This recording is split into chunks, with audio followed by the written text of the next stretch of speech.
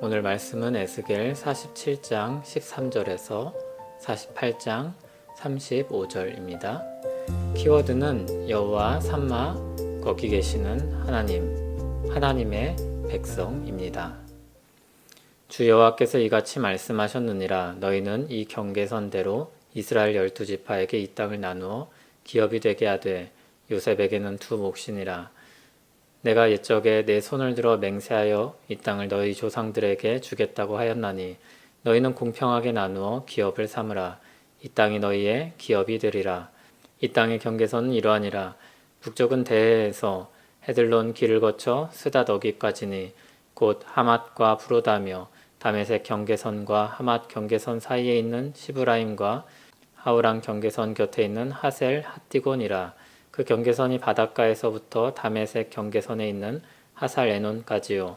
그 경계선이 또 북쪽 끝에 있는 하맛 경계선에 이르렀나니 이는 그 북쪽이요.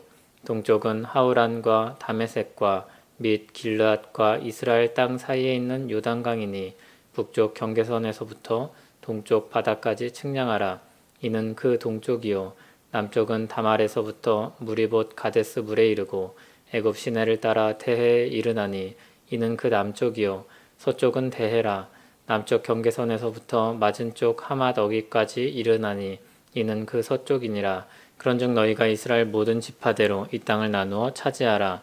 너희는 이 땅을 나누되 제비 뽑아 너희와 너희 가운데에 머물러 사는 타국인 곧 너희 가운데에서 자녀를 낳은 자의 기업이 되게 할지니 너희는 그 타국인을 본토에서 난 이스라엘 족속같이 여기고 그들도 이스라엘 지파 중에서 너희와 함께 기업을 얻게 하되 타국인이 머물러 사는 그 지파에서 그 기업을 줄지니라. 주 여호와의 말씀이니라.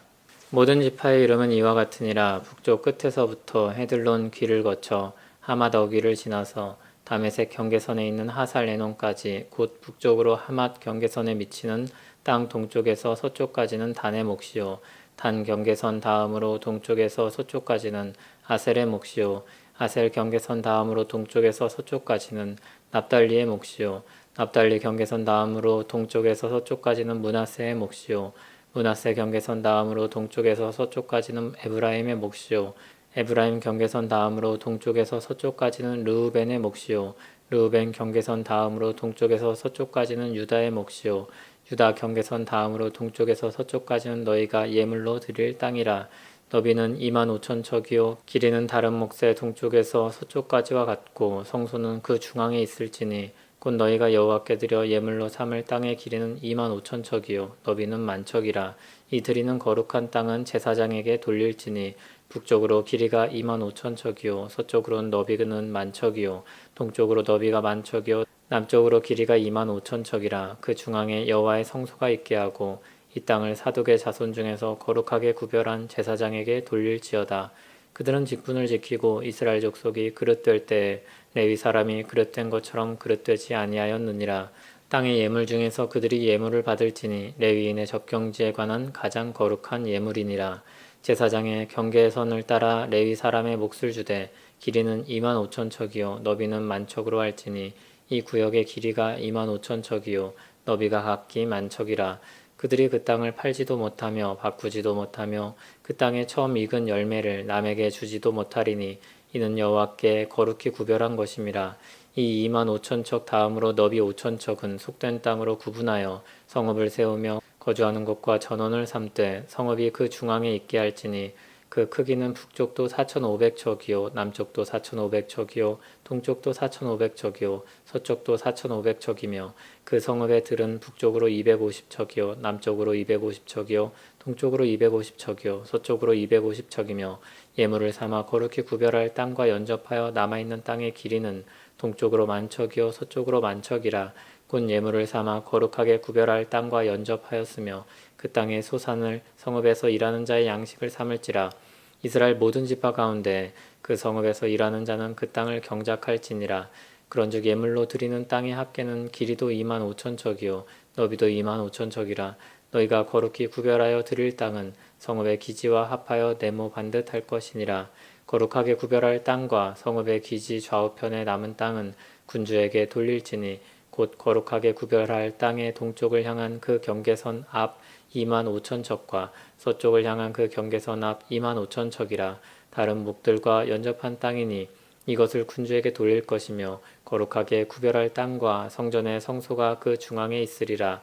그런즉 군주에게 돌려 그에게 속할 땅은 레위 사람의 기업 좌우편과 성읍의 기지 좌우편이며 유다 지경과 베냐민 지경 사이에 있을지니라. 그 나머지 모든 지파는 동쪽에서 서쪽까지는 베냐민의 몫이요 베냐민 경계선 다음으로 동쪽에서 서쪽까지는 시므온의 몫이요 시므온 경계선 다음으로 동쪽에서 서쪽까지는 이사갈의 몫이요 이사갈 경계선 다음으로 동쪽에서 서쪽까지는 스불론의 몫이요 스불론 경계선 다음으로 동쪽에서 서쪽까지는 갓의 몫이며 갓 경계선 다음으로 남쪽 경계선은 다말에서부터 무리바 가데스 셈에 이르고 애굽 시내를 따라 대해에 이르나니 이것은 너희가 제비 뽑아 이스라엘 지파에게 나누어 주어 기업이 되게 할 땅이요 또 이것들은 그들의 몫이니라. 주 여호와의 말씀이니라. 그 성읍의 출입구는 이러하니라. 북쪽의 너비가 4,500척이라. 그 성읍의 문들은 이스라엘 지파들의 이름을 따를 것인데 북쪽으로 문이 셋이라. 하나는 르우벤 문이요 하나는 유다 문이요 하나는 레위 문이며 동쪽의 너비는 4,500척이니 또한 문이 셋이라. 하나는 요셉 문이요 하나는 베냐민 문이요 하나는 단 문이며 남쪽의 너비는 4,500척이니 또한 문이 셋이라. 하나는 시므온 문이요 하나는 이사갈 문이요 하나는 스불론 문이며 서쪽도 4,500척이니 문이 셋이라. 하나는 간 문이요 하나는 아셀 문이요 하나는 납달리 문이며 그 사방의 합계는 18,000척이라. 그날 후로는 그 성읍의 이름을 여호와 삼마라 하리라. 아멘. 에스겔서는 땅을 분배하는 말씀으로 마칩니다. 하나님께서 새롭게 하신 백성들을 새로운 땅에 두십니다. 그곳에 하나님의 임재를 상징하는 그리고 실제로 임재하시는 성전이 있습니다. 거기서 하나님 백성들이 살게 될 것입니다. 그리고 하나님 역시 거기 계실 것입니다. 성전도 그렇지만 이와 같은 경계도 실제로 이루어진 적이 없고 이루어지지 않을 것입니다. 하나님 나라가 임할 때 겨우 그 작은 땅만 사용하지 않으실 것입니다. 이것은 공정하고 질서 있게 정돈된 하나님 나라의 이상을 보여줍니다. 하나님 나라는 완벽하게 정리된 신도시입니다. 이 땅의 신도시와 다르게 수정할 곳이나 흠잡을 것이 없는 완벽한 도시입니다. 그렇게 나뉜 땅은 변하지 않을 것입니다. 사고팔고 할 일이 없을 것입니다. 영원히 그들의 땅이 되어 누구는 부자고 누구는 가난한 일이 생기지 않습니다. 누가 누구의 것을 탐하고 빼앗고 착취하는 일이 없을 것입니다. 경계와 구획이 완전한 만큼 그 소유도 완전할 것입니다. 이 땅에서는 우리는 땅 때문에 고통을 받는 경우가 많습니다. 땅을 가지지 못한 서름, 집이 없는 서름이 있습니다. 그러나 하나님 나라에는 집이 없는 사람이 없을 것입니다. 그 나라에 속한 외국인도 그럴 것입니다. 그 땅에는 12지파를 비롯해 그들에게 속한 타국인까지도 전부 살 수 있는 자리가 주어집니다. 하나님은 타국인을 본토에서 난 이스라엘 족속같이 여기라고 말씀합니다. 땅도 내어주라고 하십니다.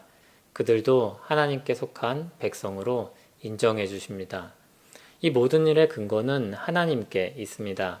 에스겔서의 마침표는 여호와 삼마입니다. 하나님께서 거기 계신다는 뜻입니다. 하나님께서 계시는 곳에 그와 같은 일들이 있습니다.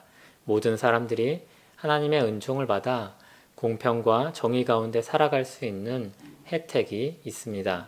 하나님이 거기 계시며 살아서 역사하시기 때문입니다. 하나님은 자기 백성이 있는 곳 어디에나 계십니다. 그렇기 때문에 그 나라에서는 아무도 소외받지 않습니다. 법과 제도가 품지 못해서 문제가 생기는 사람이 아무도 없습니다. 그것을 시행한 사람들의 악이나 실수로 제외되지도 않습니다. 하나님이 거기 계시며 살아서 역사하시기 때문입니다.